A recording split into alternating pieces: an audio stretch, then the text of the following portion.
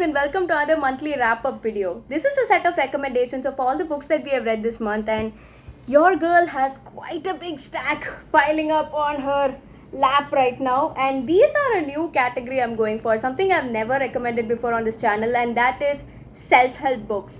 Self-help, non-fiction and non-fiction books, which I've never recommended before on this channel. So congrats on that. So right behind me on my shelf, I can see two books glaring at the back of my head, Do Epic Shit and Atomic Habits. When people talk about non-fiction books, these are the first two that pop into your head, right? But I'm not going to talk about this. I'm going to give you a bunch of different recommendations of books that really impacted the way I think.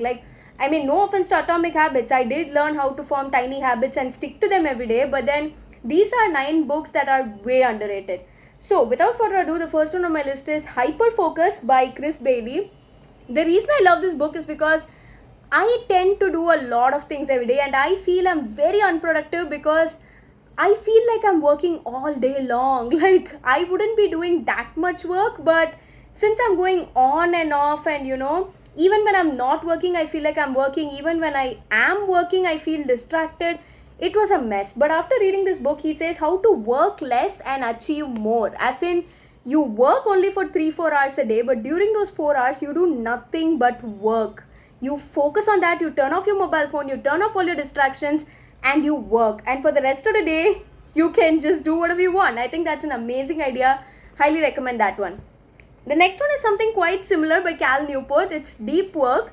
This again, it's about how to create a kind of focused working system in a very distracted world where you get into this sense of flow, and once you get into that sense of flow, you can't get pulled out of it. You're kind of working in the zone and you can really do a lot of deep work and get it done. So highly recommend this as well. Both of these books, to be honest, I think on Amazon you can get them as a set at a very discounted price, and they both complement each other really well if you're trying to work more productively.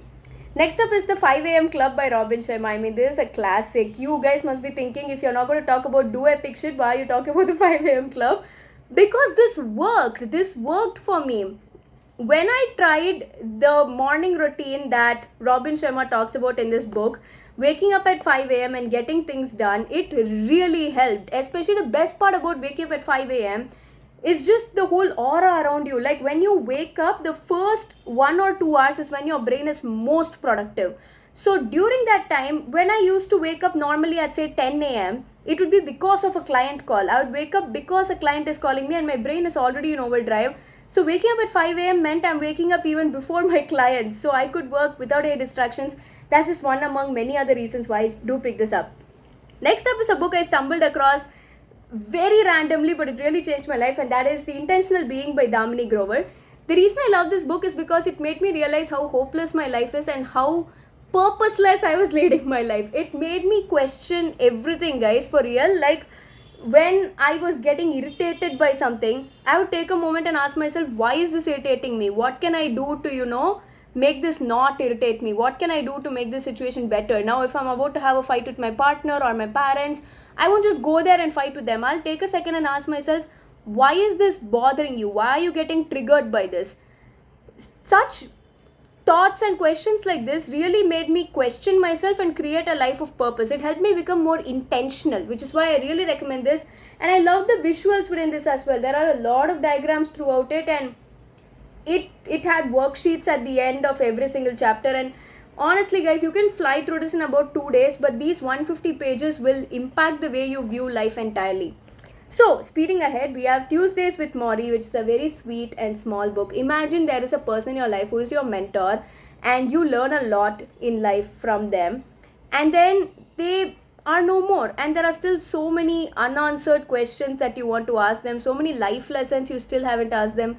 This is such a small book and it's quite a breeze to zoom through it, but it's so sweet, it's so amazing, because Mitch Albom was able to speak to his mentor, who is Maury Schwartz, who is his college professor, and he gets to speak to him one last time and ask all the questions still on his mind, and it's a gem. You should pick this up. It will leave you smiling just like I am right now.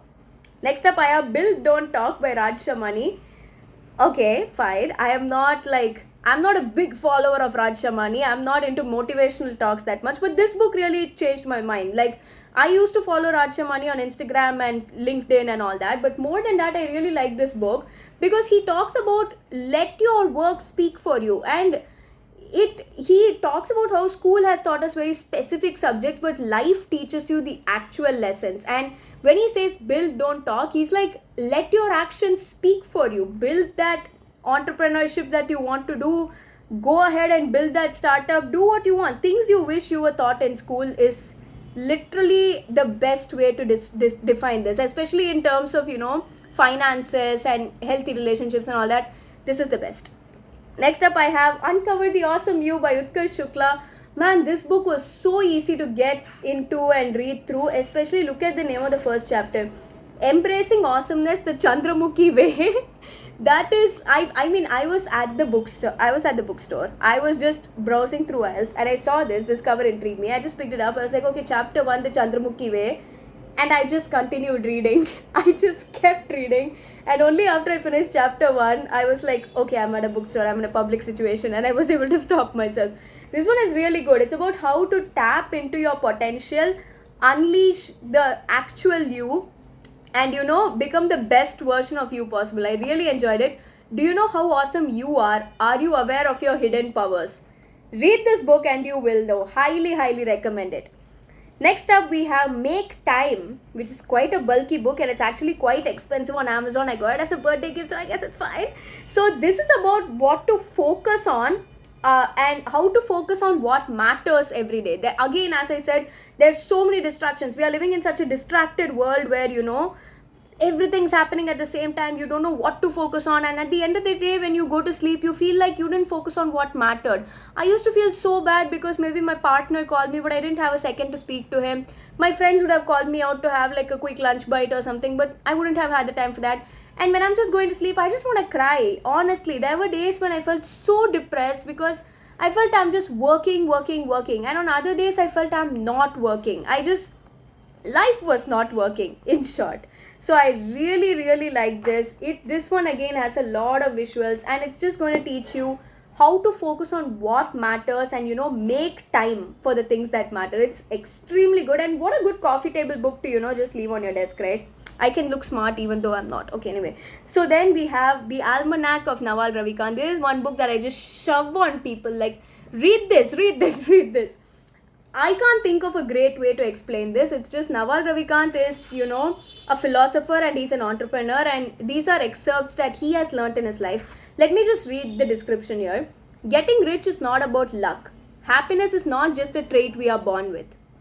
These aspirations may seem out of reach, but building wealth and being happy are skills we can learn. So what are these skills and how do we learn them?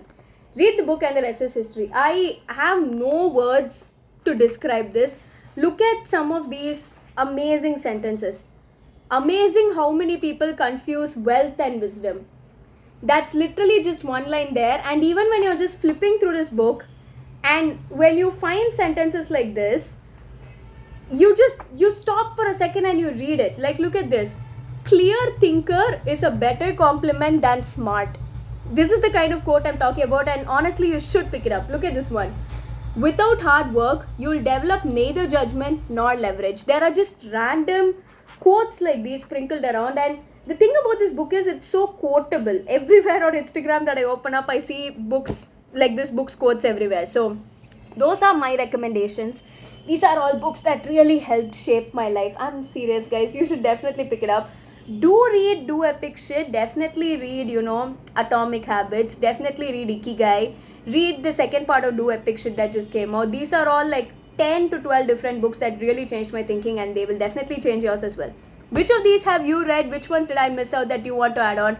How was your reading month in June? We would love to know that in the comments below. And do stay tuned for more videos coming right up. Thanks so much for watching and see you next time. Happy reading.